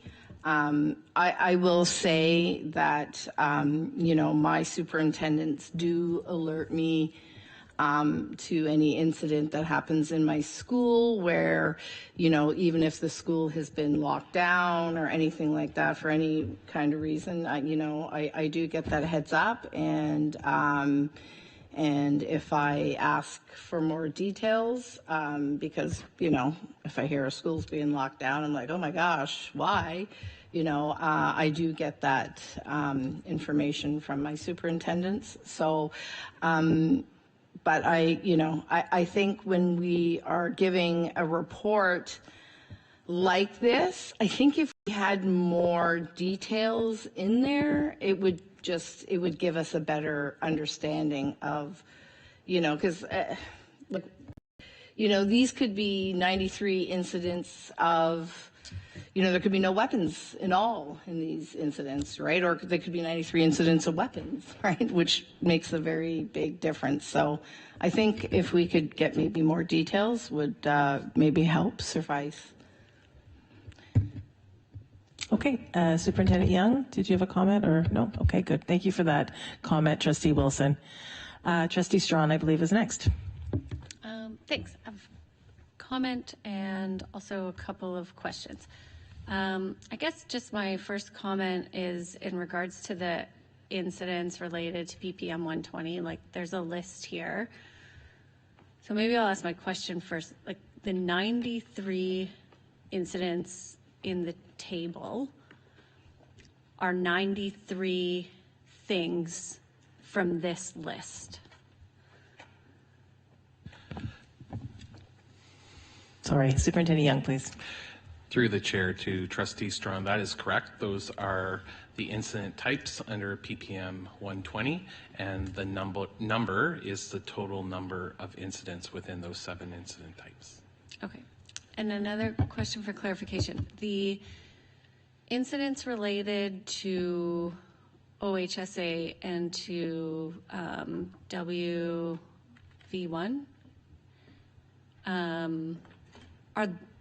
are those included in the table in the 93? Or those are separate incidents, or could they overlap? Through the chair to Trustee Strong, those could overlap, but those are the incidents so workplace violent incidents and safe school incidents. Those are shared at the Joint Health and Safety Committee on an ongoing basis. Okay, follow-up, Trustee Strong? Yeah, another question of clarification. The incidents that are occurring off school site, so 30% of the 93 incidents occurred outside of the school, so that's like around 28-ish, 27, 28 incidents. Gotta get my math work here. And those incidents, are those incidents that are like on school transportation, or are they being reported to us when students come back to school the following day? Are they in an adjacent like park that's owned by the city and not technically by the school? Can you clarify that? Through the chair to Trustee Strong, you are correct. They are off-school property. They could be, our school buses are school, right? Okay. So they would be like parks, strip malls. I think strip malls is an Ontario term. Nova Scotia, we call them something different, but that's okay. It could be at a private residence. It could be at a range of places. So under PPM 120, I've identified through this report the incidents that have happened on school property and off school property. We don't necessarily have to report incidents under PPM 120 off school property. I just felt for the table that it was really important to understand the fulsome number and in its entirety so that we have an understanding. This data is fluid. There are human beings engaging in these situations, and I'm very happy to see that a lot of interventions through the school board from a range of departments connected to a number of things have improved a sense of well-being in our schools, and all this, leans in the direction that things are better. But I'm understanding that this data is fluid, and we could be looking at something different next year related to PPM 120. Okay, and another question? Yep. I just have a final comment, just to say that I guess I don't share the opinion of the need for a further breakdown of the incident type from the 93 incidents to tell me what more specific details, like if there was a weapon or what it was exactly, because when I look at this list of 7, these are all horrendous things that have occurred, that there was a victim of serious violence, there was a perpetrator of serious violence. Often somebody who is a perpetrator of serious violence is also a victim in some other regard. We're dealing with people in situations that, as you said, are very complex and require a lot of intervention. And for me personally, it doesn't help me to know that there were 93 sexual assaults versus 93 hate-based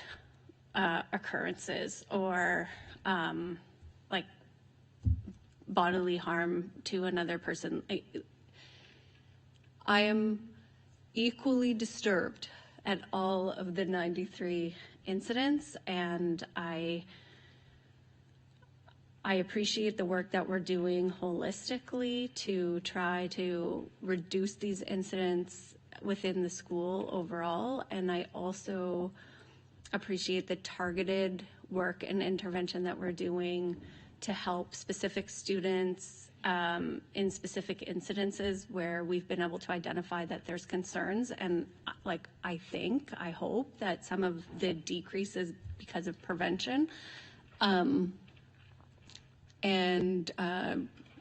Working with our educators and our students to try to prevent some of this violence. I also appreciate the inclusion of the 30% of the incidents that occurred off of school property, because I think that is good information for us and valuable, because what happens at school translates to home, what happens at home translates to school, and I mean, maybe not necessarily home, the strip mall, wherever it is. And so that's good to know. And I guess it's also good to know that in some way those students trust us to tell us that these things have happened. We've learned about this somehow, and that means that we're building positive relationships with students so that we can learn about these things and that we do know they're occurring. There may be others that we don't know about, but I think it's significant. I see the increase in the number there, and I think that shows that we're building trust, that people students believe that we can help them and that we can make a difference. And I think that number, even though it's an increase, does have a positive side to it potentially. Anyways, thanks for the report, and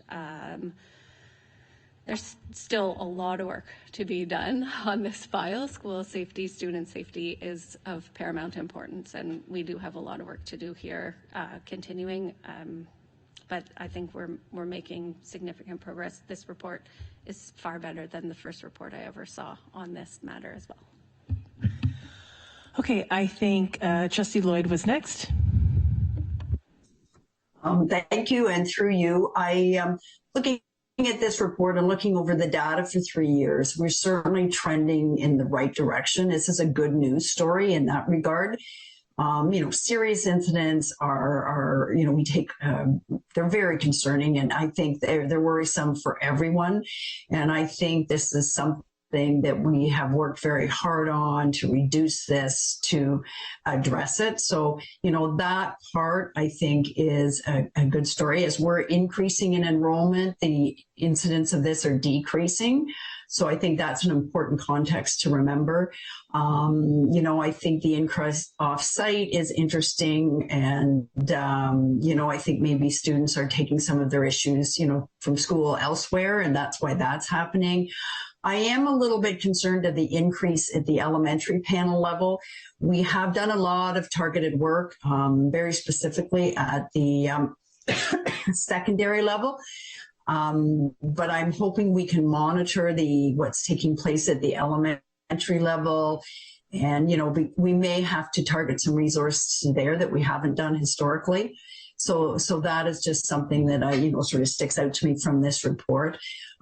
I did also want to say that, I've been a trustee for 19 years, very soon going to my 20th year, and I have never felt in my tenure that I was not kept informed about incidents or serious incidents.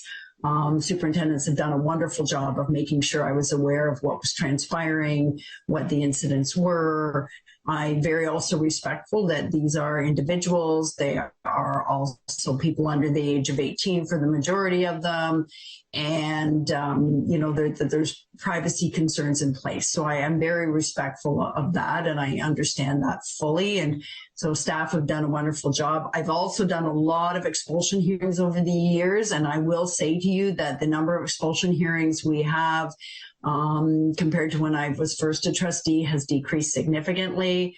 they are an opportunity to hear some of these incidents. And I will tell you, Trustee Strawn is very accurate when she says that these are sometimes tied to very complex situations with very complex needs, and they're not as sort of straightforward as sometimes we might think. So, I think we need to continue to monitor this. I think we need to make adjustments in our resources and our targeting related to this. And, but I do also think it's a good news story because we are certainly trending in the right direction. So thank you. Okay, thank you. I think I have Trustee Wilson, then Trustee Rafiq, and then Trustee Foley. Okay, thank you. Yeah, through you to the chair to the table. So I disagree with Trustee Strawn with respects to that. I actually, as everyone knows here, I have a background in law enforcement, and I, hear horrendous stories every day in my daily job. However, I think, it is important, for instance, during COVID, domestic violence trended up. And, if we're having here more incidents of hate crimes versus sexual assaults, if 93% of these were hate crimes, then that's alarming and concerning. I mean, it's all alarming and concerning, but I think it's important to understand patterns and trends so that we can address that proactively if there's something particularly happening in our area or board. As the only Black trustee here, I often hear from the community with respects to all the anti-Black racism and racism in general that happens in our board. And so if this information, for instance, gave me a breakdown with respects to that, maybe it would make sense or not make sense with the reporting that I am hearing. So I think there is a lot of valid reasons for why a little more information as to what is actually happening in our board. So, of course, it's awful. All of it's awful.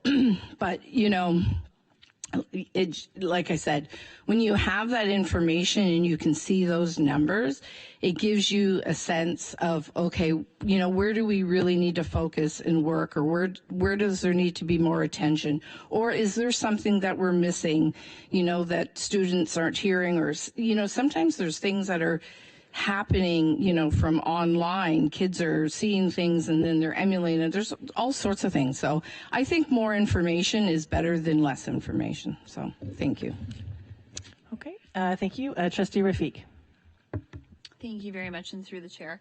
I appreciate the discussion. I've definitely taken in a lot of good information from everybody to make me think. I feel like I'm losing my my thought of what I was thinking about originally, because you've put a lot of great thoughts in my head. The 30% number of the off-school incidents, that's what I was really focused on at first. And at first I was not happy to see it there. I thought, we're talking about violence in schools. I'm picturing a violent incident in school, and that's what I'm focused on. And, I was kind of wondering the relevance there, but the group has changed my mind, and I can see that now.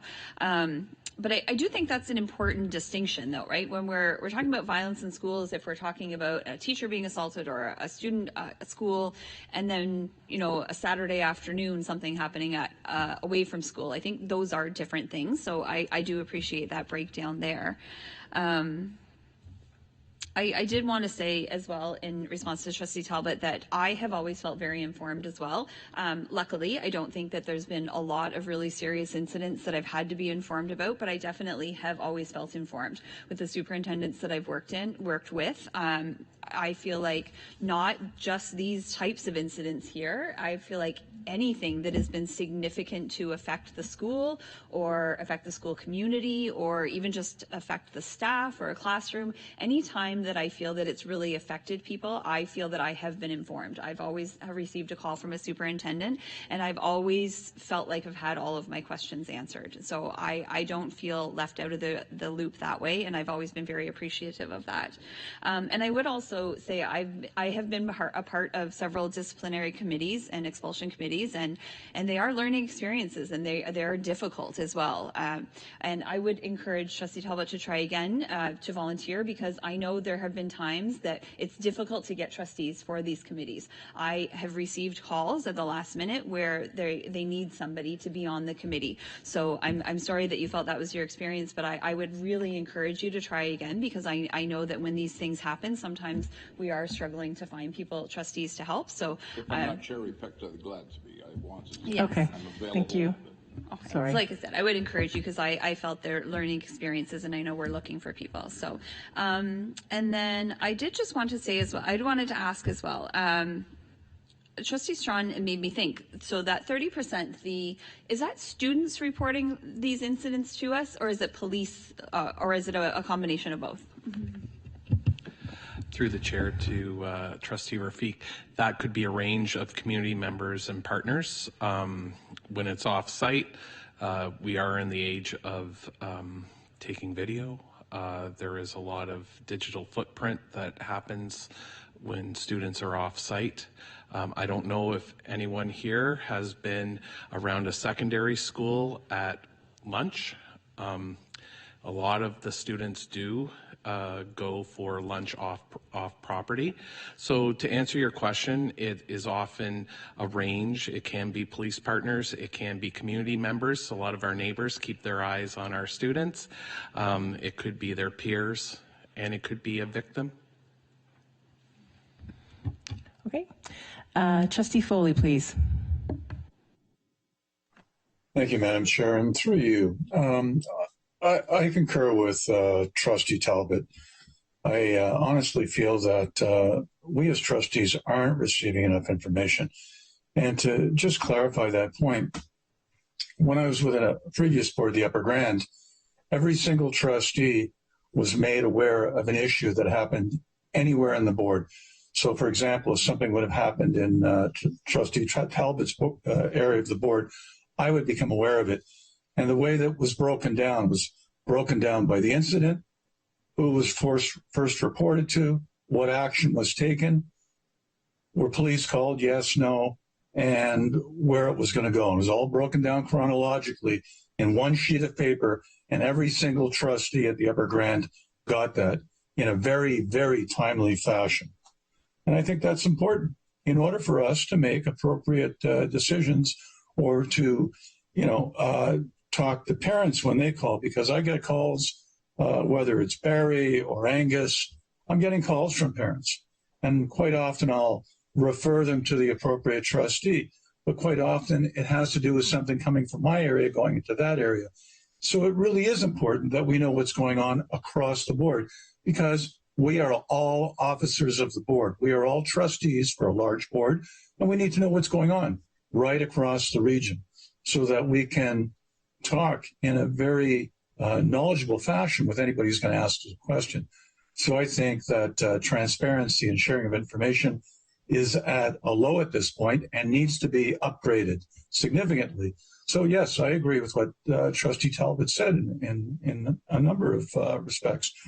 And I also feel that a lot of stuff is going unreported. I received information today at 1 o'clock this afternoon from a union president disputing the numbers that we're hearing tonight.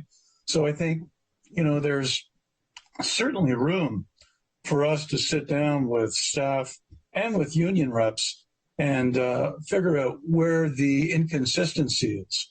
I've been told by union presidents in the past that they don't feel that all complaints are being heard. And that has been ongoing since the day I became a trustee here.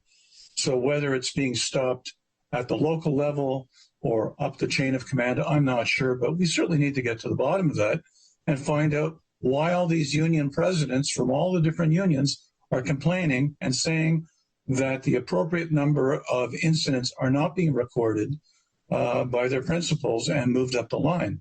So Yeah, I think there's room for certainly more discussion on this. I'm pleased to hear the report we heard tonight and see that there's a decline in the numbers. But at the same time, there seems to be a significant dispute from our frontline workers. And we need to find out why there is a dispute and why there is some inconsistency. If we're not doing that, we're not doing our job, and the staff certainly isn't being advised of it, maybe from the local schools. But let's get to the bottom of it and find out. But absolutely, we need to share more information around this table, and it has to be done in a timely fashion. And if it's not, then we need to start making motions so that it is done that way. Thank you. Okay, Trustee Talbot, please. I'll make it brief. Thank you, Chair. Again, to Superintendent, I didn't see any personnel, any staff reports of being assaulted in your numbers. Did I miss it, or was there nothing there? And the second part of my question, which is not related, is where does it become not school business when these activities occur off the school? Is it like if a group of kids from school went to a hockey rink and got into a fight and stuff? Is that school board's business, police business, community business? I mean, at what extent off school? Because right outside the school, you can see it's school business, but somewhere it's not school business. And I have a question after that, just a brief one for me. Okay, thank you, Trustee Talbot. Superintendent Young? Okay. Through the chair to Trustee Talbot, I'll answer the second question first, if that's okay. It all counts. When off-site, if it impacts students within the school, it depends on the investigation, the people involved, but if something happens off-site, that would be where an investigation would entail discussing with victim, with parents, with witnesses. That's what can lead to suspensions under the Education Act, 300, 306, 310 of the Education Act. That's when we have to respond. It's not just on school property. Okay. And the second part is that workplace violent incidents related to staff are discussed at the Joint Health and Safety Committee. Okay, you have one follow-up? Okay. Well, again, to Superintendent Young, we don't know anything about it. I would like to ask Chair Powell, is it possible to have a meeting to address this, or not a meeting, but somehow address this and provide the superintendents with what we collectively would like, not me, but what we would like? Is that a possibility? And then I feel it's very unfair that if we're not providing the term of reference for Superintendent Young, then we're not able to get to the bottom of this. Are we able to do that then, Chair? Thank you. Through you, Chair, to Trustee Talbot, I'm sure we can set up an ad hoc committee to discuss it, but I'm not sure how we would do that, but I'm sure we could put something together. Okay, so is that another question, Trustee Foley, or is that a legacy hand? Yes, I never got a response from Superintendent Young on my question, so just wondering once again if we can have more information shared with us, since this is your area of knowledge with respect to violence in schools. Can you share more information with us?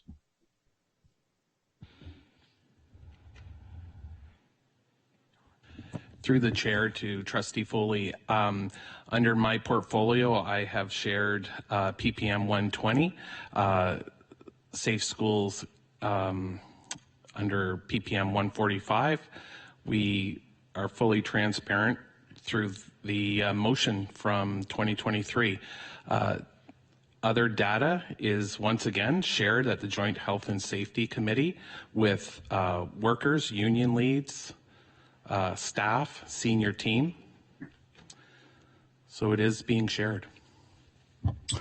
Once again, Madam Chair, through you to Superintendent Young, what I was speaking specifically of was the information about incidents as they occur in the example that I gave you from a previous board and other boards that are going on, where information of incidents would be shared with all trustees in a very timely fashion. I think Director Stevens would like to answer that, please. Thank you. Thank you. And through you, Chair Grummett, to Trustee Foley. So that is not a practice that we have done in sharing information widely that is an incident that may involve a particular school. We do inform the trustee of that school. It is not being done in any boards as well. You mentioned a board previously that it was done. That practice has also stopped. We have to be very careful what we're sharing through internet, through emails. That's all FOI-able information. We report information to the trustees of the area as needed. The chair of the board is informed of major events in our school board. That's the responsibility of the chair of the board as well. Okay, thank you. I don't see any further questions or comments at this point. Oh, Jody? Oh, I have my hand up. Oh, I'm sorry. Okay, Trustee Lloyd? That's okay. That's okay. I was going to share through you to the table that the previous board that Trustee Foley mentioned has discontinued that practice due to be mindful of privacy requirements in school boards, so that practice no longer takes place. And I think, I do believe we have a Safe Schools Committee, and so, we don't just create new ad hoc committees without due process and motions to do so. So I think it's very important that, we're mindful of that when we have this decision and as we move this forward. So, things are done at the board table by board motion. They're done at the will of the table. And I think that procedural process needs to always take place. Thank you. Okay, thank you, Trustee Lloyd. All right, thank you for that report. And that brings us to a very nice transition to our next piece of business, which is minutes from our report of the public session of the Safe Schools Committee, which was held on October 7th. So that is in your package to review. Are there any other matters? Oh, I'm sorry. There is no correspondence as well. Thank you. And that brings us to other matters. Do we have anyone? Trustee Rafiq, please. Thank you very much. There we go. Sorry. Thank you. And through the chair, I just wanted to share that yesterday I had the honor of attending the Remembrance Day Assembly at Nottawa Elementary School. I was accompanied by Superintendent Newby and Doug Measures, the Mayor of Clearview. It was a very wonderful presentation, a very wonderful assembly. It was completely student-led. There were many wonderful songs and poems, and I learned from the student essay that was shared, and it was a really, really wonderful, wonderful day. Members of the, I'm going to say it wrong, sorry, the Bain Gorm Highlanders Pipe and Bum I can't talk today. I'm sorry. Pipe and Drum Band. That sounds a lot better than what I said a second ago. My apologies. They played Amazing Grace, and one of the students is part of the band. She's in grade 8, and she came, and I believe there were about 8 members of the pipe and drum band that played, and it was very impactful in the small gym, and it was really wonderful to see this grade 8 student playing. She's been playing with the band for 4 years, and it was a really wonderful addition to the group, and it was great to hear them talk about her. The older members of the band, they were so excited to have her as part of the group, and they were really talking with the school about ways to engage other students and everything, so it was a really nice addition to everything. But it was, I always try to attend a different Remembrance Day assembly at different schools every year, and it's really always amazing to me the great work that they do at every assembly. So. Okay, thank you. Any other matters? Trustee Strong, please. Thank you, Chair. And just following up on Trustee Rafiq's comments, I think it's great we had a lot of wonderful assemblies in school, but another highlight is that many of our students I saw heading down and standing down at our cenotaph in downtown Barrie, and it's wonderful that students who are able to go to Community Remembrance Day celebrations are also going to those celebrations with their educators, and it's really nice to see young people participating in those Remembrance Day celebrations as well. So just wanted to thank students and staff for doing that. Okay, thank you. Any, Trustee Lloyd?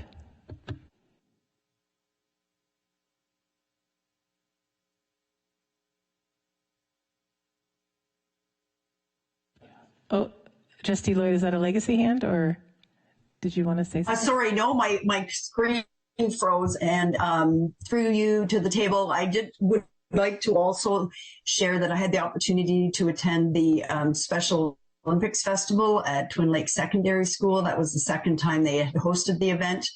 There were more schools there, and we had terrible weather the night before, and I anticipated it all would be canceled.